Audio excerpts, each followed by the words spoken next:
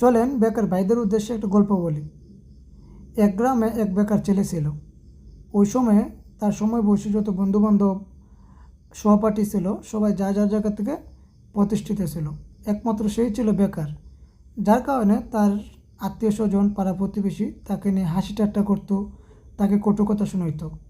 এর জন্য তার অনেক মন খারাপ হইতো।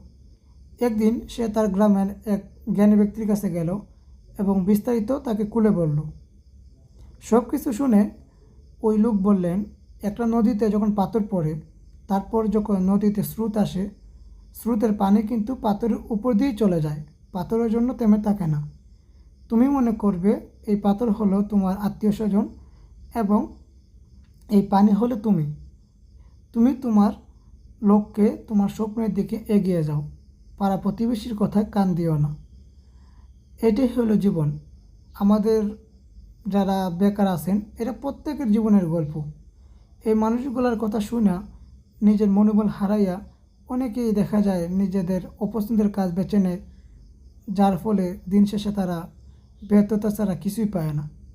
তাই আমি বলবো, আপনার যে লক্ষ্য, আপনার যে প্রতিভা, সেই দিকে আপনি এগিয়ে যান। এই লোকগুলোর কথা কান দিয়েন না। আজকে যারা আপনার নিন্দা করতেছে, আগামী দিন তারাই আপনার সফলতায় প্রশংসা করবে।